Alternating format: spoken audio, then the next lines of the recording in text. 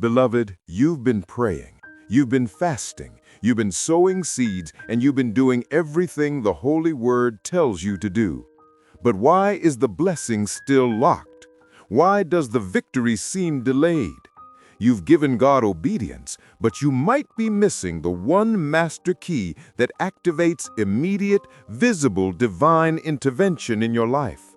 Right now, there is a dimension of supernatural help, financial overflow, emotional peace and healing that is completely ready for you. But the enemy has successfully put a seal on your hands, trying to convince you that prayer alone is enough. The undeniable truth found in the inspirational book of Psalm chapter 34 verse 1 declares that we will bless the Lord at all times.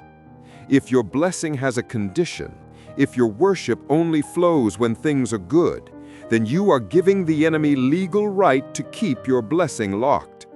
If you feel like your life has hit a frustrating ceiling, beloved, you need to listen closely, because I'm going to reveal the ancient, powerful instrument that will end the dry season and unlock the overflow. Don't click away, because the enemy desperately wants you to miss this truth before it changes your life forever. Before we proceed with this powerful message that is about to change your life, beloved, I want you to take a moment and pause this video. Yes, pause this video, then like and subscribe to the channel right now, so that way you will never miss another powerful message or prayer that is designed to change your life trajectory for the better. Hallelujah!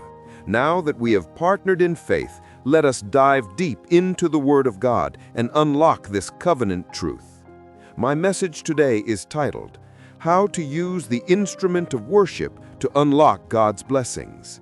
Beloved, many believers treat worship as merely an emotional experience, a song, a feeling, a warm moment before the sermon.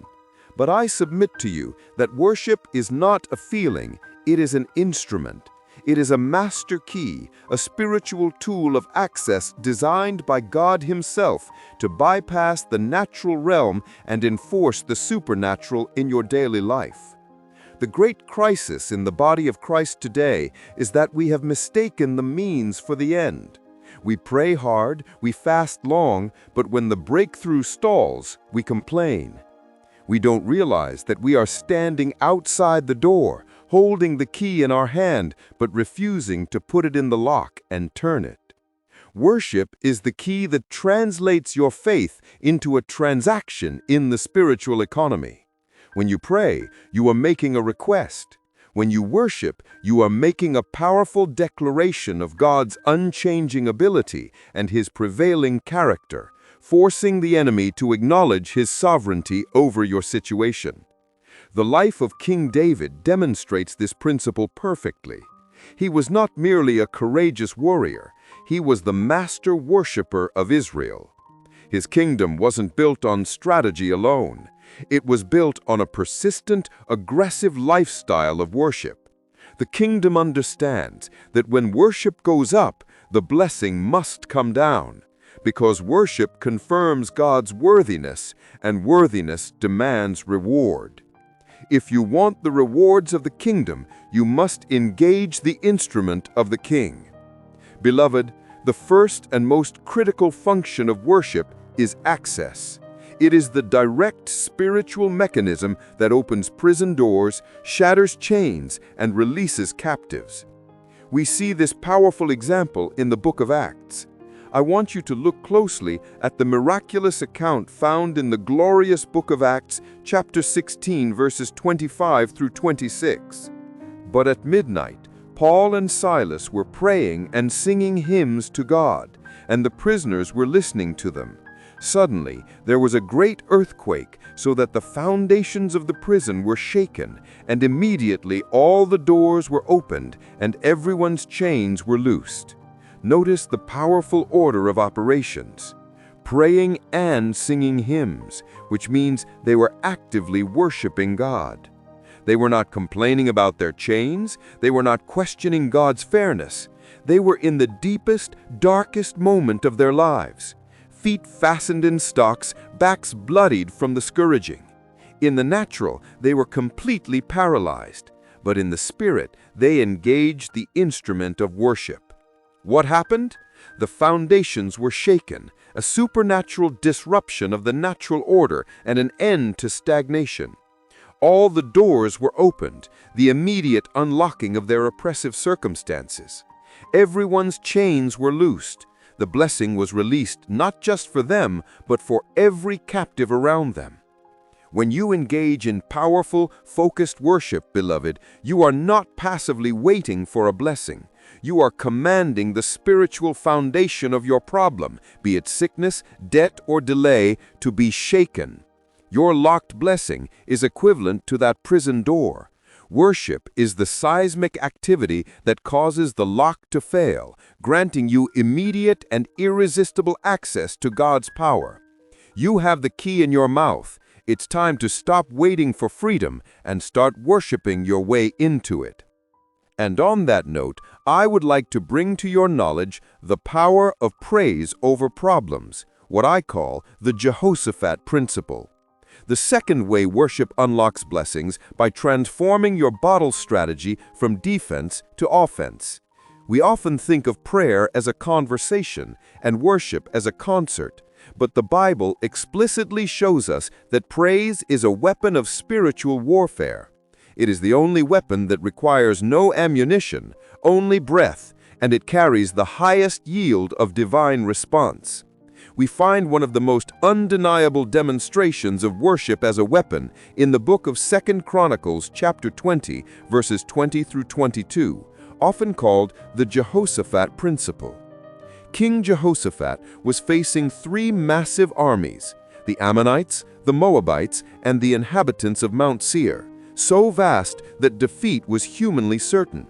He consulted God, and God gave him a truly shocking command. He was not told to send the army, he was told to send the praisers, a choir singing songs of praise out in front of the armed soldiers. This was the most illogical, dangerous, and faith-fueled military order in history. And the Bible stated that when he had consulted with the people, he appointed those who should sing to the Lord and who should praise the beauty of holiness as they went out before the army and were saying, "Praise the Lord, for his mercy endureth forever." Now when they began to sing and to praise, the Lord set ambushes against the people of Ammon, Moab, and Mount Seir, who had come against Judah, and they were defeated. The blessings here were immense: military victory, the preservation of the nation, and immense spoil, all unlocked by the sound of praise. The moment they began to sing and praise, God set ambushes. God fought the battle not when they prayed the battle plan, but when they praised the victory before the fight even began. Your financial distress is an army. Your chronic sickness is an army. Your stagnation and lack of progress, these are armies that have surrounded you. If you have been trying to fight the natural battle, today you must change your strategy. Your battle is not won in the struggle, it is won in the sound of worship. When you choose to praise God not for the victory you see, but in spite of the visible threat, you activate the divine ambush against your enemies. This is the divine principle. Worship precedes the miracle. The third principle, and this separates the casual believer from the kingdom operative, is that worship is an investment, not an expense. This is where many fail. They only worship when they feel good or when the problem is solved. That is merely emotional appreciation. It is not sacrificial worship. The psalmist understood this truth when he penned the powerful commitment in the revered book of Psalm chapter 27 verse 6. Therefore I will offer sacrifices of joy in his tabernacle. I will sing, yes, I will sing praises to the Lord. A sacrifice hurts. A sacrifice costs you your comfort, your complaints, and your despair. It demands a payment of your pride and your pity. When the enemy has hit you hardest, when the medical report is bad, the bank account is empty, and the family is quarreling, that is precisely the moment your flesh screams, I cannot worship, I cannot sing, I am too tired, I am too depressed. It costs you the most effort in that moment of pain. But if you force yourself, if you engage the instrument in that moment of despair, that is a true sacrifice of praise. That sacrifice tells God, even if you never do anything else for me, I acknowledge that you are worthy of my praise and my highest honor. This high-value sacrifice is the ultimate transaction that unlocks the blessing. The atmosphere of your breakthrough is waiting for you to deposit the currency of your sacrifice. When you engage in 1 hour of dedicated sacrificial worship, not just passively listening to music, but actively declaring His goodness, you are demonstrating a level of faith that the enemy cannot stand against. This is the power that unlocks the blessings of financial increase, of healing, and of sudden, unexpected elevation. It is the proof that your faith is real, and proof always commands God's immediate attention. So how do we practically apply this instrument today and start walking in this unlocked blessing? 1. Stop complaining, start declaring. Replace every complaint and every negative thought with a forceful declaration of His character and promise. If the enemy attacks your health, you declare, "The Lord is my healer. I am healed by His stripes." If the enemy attacks your finances, you declare, "My God supplies all my needs according to His riches and glory, and my hands are blessed." 2. Use the weapon. Set aside a non-negotiable hour for worship. That is the very purpose of these long-form prayers we share. This time is not primarily for listing your prayer requests. It is simply for lifting up God's name, declaring His goodness, and praising Him for the victory you have not yet seen but have already secured. 3. Expect the ambush. When you begin to worship, actively expect your circumstances to shift. Look for the sign that the Lord has set an ambush against your enemies. The blessing is not coming to you. It is being unlocked because you finally used the key. Beloved, as we wrap up today's powerful message, I would like for us to pray a short, sharp prayer right now in order to extract the blessings from this sermon and immediately apply the key of worship to the lock of your current situation. Now let us pray this short prayer together. Heavenly Father, we thank you that your irrevocable word is true and undeniable. We confess that we have sometimes relied on our own strength and mistaken emotional faith for kingdom faith. Today, we repent. We receive the instrument of worship as the master key to our destiny. We release the sacrifice of praise over our finances, our health, our families, and our futures. Right now, by the power of the Holy Spirit, we decree that the ambushes of God are set against every demonic assignment. Doors are opened, chains are broken, and the blessings that were locked are now unlocked in the mighty name of Jesus. We will testify. Amen.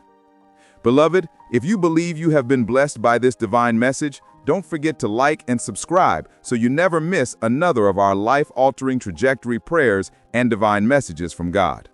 Also, don't forget to share this with someone in need of God's blessing. And leave a comment below as a declaration of your faith, and we will stand with you in solidarity and faith. Thanks for watching and tuning in today. I hope to see you in the next one. Bye for now, and keep walking in the faith and promises of God.